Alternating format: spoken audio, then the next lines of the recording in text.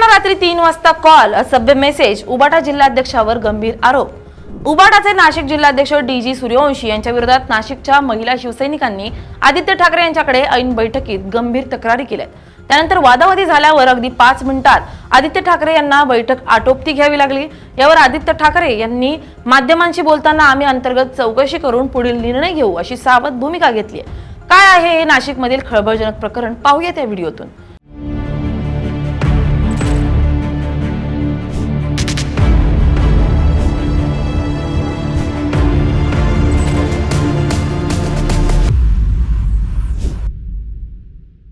नमस्कार, मी स्नेहल चौधरी, आपण पाहत आहात LS मराठी। उबाटा ठाकरे गटाच्या पश्चिम नाशिकच्या अध्यक्षा श्रुती नाईक आणि युवती सेना अध्यक्षा गवळी यांनी महिला शिवसैनिकांच्या वतीनं त्यांची व्यथा आदित्य ठाकरे यांच्याकडे मांडली आहे। श्रुती नाईक आणि राणी जाधव यांनाही त्रास झाल्याचं त्यांनी सांगितले। काही महिला कॅमेरासमोर आल्या नाहीत, मात्र त्यांनी त्यांची आपबीती सांगितली। रात्री 3 वाजता आलेले कॉल आणि असभ्य व्हॉट्सअप मेसेजही दाखवले। रात्री 3 एकसारखे कॉल करणं, कॉल न उचलल्यास कॉल बॅक करायला सांगणं, किस मागणं असे मेसेज महिलांच्या मोबाईलवर आहेत। पक्षाचा विचार करून आम्ही शांत होतो, त्रास वाढत असल्यानं आणि स्थानिक पदाधिकाऱ्यांकडे तक्रार करून ही मातोश्रीपर्यंत पोहोचून न दिल्यानं हा मार्ग निवडलाय, जेणेकरून दुसरा अशोक खरात तयार होऊ नये असंही महिलांनी सांगितलंय। हा सर्व प्रकार लोकसभा निवडणुकीपासून सुरू होता। आमच्याकडे खूप महिलांनी तक्रार केलेली आहे की जे शिवसेनेचे जिल्हा प्रमुख आहे DG सूर्यवंशी, ते रात्री अपरात्री महिलांना मेसेज करतात। फक्त मेसेज नाही करत, फोन पण करतात, व्हॉट्सअप कॉल करतात, साधे कॉल करतात। ते 12च्या पुढे 12, 1, 2, 3 असे रात्रीचे फोन करतात, घाण मेसेज करतात।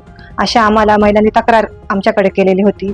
त्या संदर्भात आम्ही आदित्य साहेबांशी आज भेटलो त्यांना, आणि आमच्या या ज्या महिलांच्या ज्या तक्रारी आहे त्या आम्ही त्यांच्यापर्यंत पोहोचवण्याचा प्रयत्न केला। त्यांनी रिप्लाय चांगला दिला। त्यांनी सांगितलं की आम्ही तुम्हाला मुंबईला बोलवू आणि ही जी गोष्ट आहे तिच्या सविस्तर चर्चा करू। मला वाटतं की मातोश्रीला गेल्यावर तुम्हाला न्याय नक्कीच आमचा आदित्य साहेब आणि उद्धव साहेबांवर पूर्ण विश्वास आहे। ते ह्या ज्या महिला आहे पीडित त्यांना न्याय देतील। तर साधारण या महिलांच्या तक्रारी काय होतात, तर तिकडे कशा पोहोचतात? त्या महिला आपल्या ज्या राजाभाऊ आजी यांच्या प्रचाराच्या वेळेस आमची ओळख झाली, त्या बी अशाच माझ्यासारख्याच त्या बी काम करत होत्या राजाभाऊ आजींच्या वेळेस आणि आमदारकीच्या वेळेस पण। तेव्हा आमची ओळख झाली। त्याच्यानंतर मग आमच्या भेटीगाठी बी व्हायच्या, तेव्हा त्यांनी आम्हाला सांगितलं की ताई हे जे जिल्हा प्रमुख आहे ते आम्हाला असे मेसेज करतात। इथे स्थानिक नेत्यांजवळ तक्रारी केल्या, इथे काहीच रिस्पॉन्स भेटला नाही आम्हाला। त्यामुळे नाईलाजाने आम्हाला आदित्य साहेबांपर्यंत ही गोष्ट न्यावीच लागली। आणि दुसरा खरात इथे तयार होऊ नये यासाठीच पण आम्ही प्रयत्न करतोय की आता ज्या महिलांच्या ज्या महिलांसोबत घडलंय, या 5-6 महिला आहे, पुढे 50-60 महिला पण होऊ शकता ना, त्यांच्यासोबत बी या गोष्ट होऊ नये, या गोष्टीला वेळेच आळा बसावा, त्यासाठी आम्ही प्रयत्न करतोय। कुठेतरी तिकडे पोलीस स्टेशनचा मार्ग होता, पोलिसांचा मार्ग होता, पण तुम्ही पोलिसांना अजून केलेलं नाही, त्याच्यावर काय नक्की? कसं आहे, त्या महिलांचे पण संसार आहे, त्यांचे लग्न, सगळ्या मॅरिड झालेल्या महिला आहेत, सगळ्या मॅरिड महिला आहेत, त्यांचे पण संसार आहे, मुलं बाळ आहे, त्या पण त्या गोष्टीला थोड्याफार तिथे कच खातात। त्यामुळे या प्रकारामुळे जवळपास 500 महिला शिवसैनिकांनी उबाटा सेनेचं काम थांबवलंय, तर संसार आणि परिवार यांचा विचार करत सध्या तरी महिलांनी पोलिसांत जाणं टाळलंय। त्यांना अपेक्षा आहे की ठाकरे न्याय देतील, मात्र शेवटचा पर्याय हा पोलिसांकडे जाणं असेल असंही त्यांनी नमूद केलंय। गेल्या खूप वर्षापासून अशा तक्रारी माझ्यापर्यंत पोहोचत होत्या। तक्रारी जेव्हा येतात तेव्हा पुरावा असल्याशिवाय मी त्याची शहानिशा केल्याशिवाय ते पुढे पाऊल टाकत नाही। आणि ह्या तक्रारी झाल्यानंतर आम्ही आमच्या जवळच्या स्थानिक लेवलमध्ये जेवढे लोक होते, आपले नेते म्हणा किंवा अजून कार्यकर्ते, यांच्या कानावर ती गोष्ट टाकली होती, पण तरीसुद्धा त्याची काही शहानिशा समोरच्यांनी केली नाही।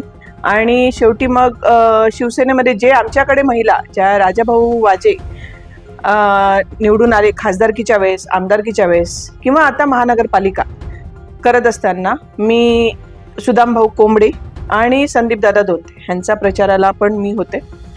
तर हे सगळं करत असताना, म्हणजे ते पॅनलच होतं, त्या पॅनलमध्ये शिवसेनेचे सगळेच जण होते। तर हे जेव्हा काम करत असताना सुद्धा त्या महिलांची तक्रार येतच होती, पण इलेक्शन होऊन जाऊ दे, मग आपण याची दखल घेऊ असं वरिष्ठांनी सांगितलं।